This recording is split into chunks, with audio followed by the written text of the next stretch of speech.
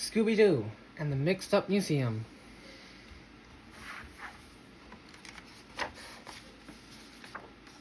By Gail Herman.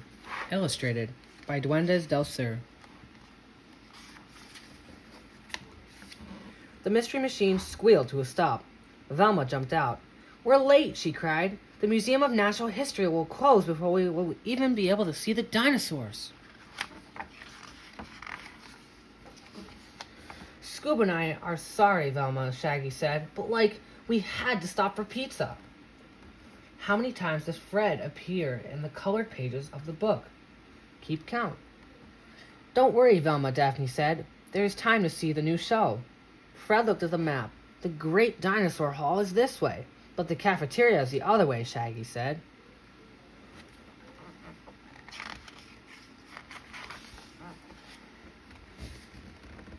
Velma led the gang through the jungle room. Shaggy read a sign, "Gorillas in the Wild." "Watch out!" Scooby shouted. A gorilla was swinging right at them. "Don't worry," said Velma. "These gorillas are puppets, and they're wired to move and make noise so we could see how they lived in a real jungle." Shaggy sighed. I wish those bananas were real."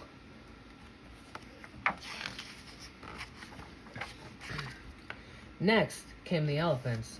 The animals raised their trunks. "Race?" asked Scooby. "Fakes," said Velma. "Even those peanuts?" said Shaggy. Finally, they reached the dinosaur hall. Large dinosaur skeletons peered at them. A crowd of people oohed and awed.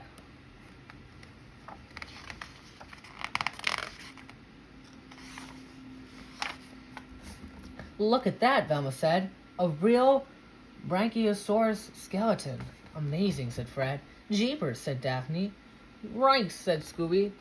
The Brachiosaur looked too real. Its great jaws opened and closed. "I'm starving," Shaggy said. "Rude," said Scooby, licking his lips. Find the difference between the boy on the page and the one below.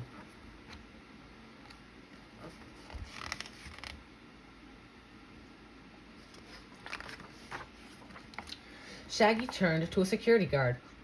"Where's the best place to chow down?" he asked. "The cafeteria is this way," the guard said. He waved his arm and hit a sign. "Oops," said the guard.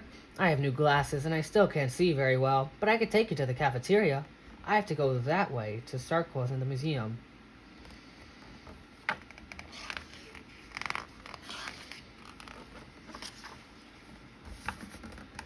A few minutes later, Shaggy and Scooby had emptied the salad bar, the soda machines, and everything in between.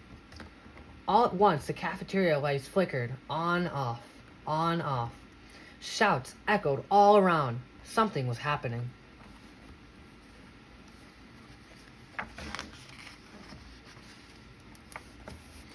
"Come on, Scoob," shouted Shaggy. "We have to find the others." They raced back to the dinosaur hall. The Brachiosaur skeleton swung its mighty head. It snapped its jaws. One leg moved, then another. "It is alive!" a boy shouted.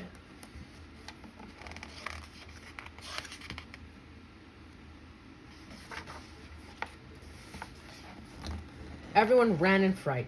"Don't panic," Velma called. A shadow fell over the gang. The dinosaur roared right over their heads. "Run!" Fred said.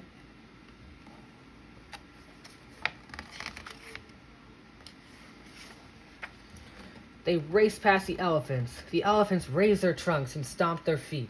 They sounded angry.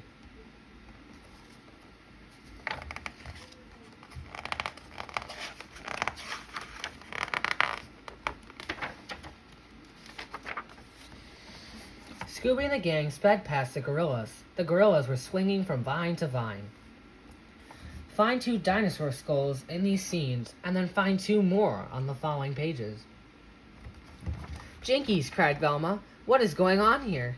"It looks like we have a mystery to solve," said Fred. "But we can't hang around," said Shaggy. "It's closing time." "Let's roll," Scooby agreed.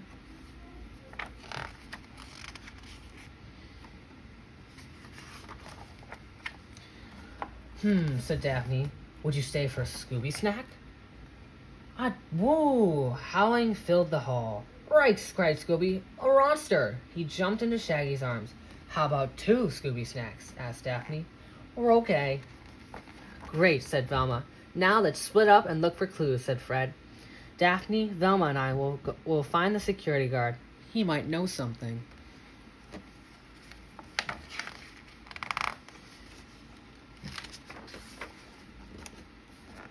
Scooby and Shaggy headed down a long, dark hall. With every footstep, they heard strange animal sounds. Then they heard a low, loud moan coming from behind the door. A sign on the door read, "Keep out." Zoinks! It's a scary jungle beast, Shaggy yelped. Ruh-roh, Scooby barked. They raced back the other way. They crashed right into Velma, Fred, and Daphne. Shaggy said, "There's a monster behind that door. The sign says keep out, and that's what I want to do."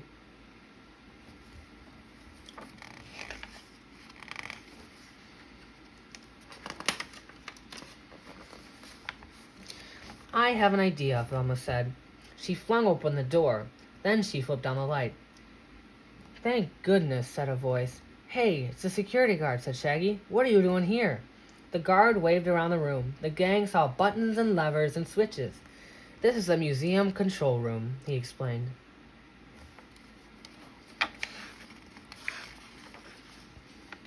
I thought so, said Velma. I bet you stepped inside to close down the museum, but you could not see very well.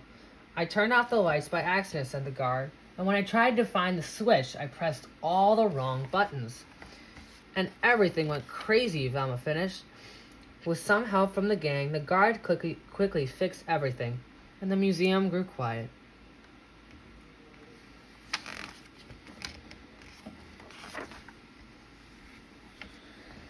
Then came a long, loud, rumbling sound.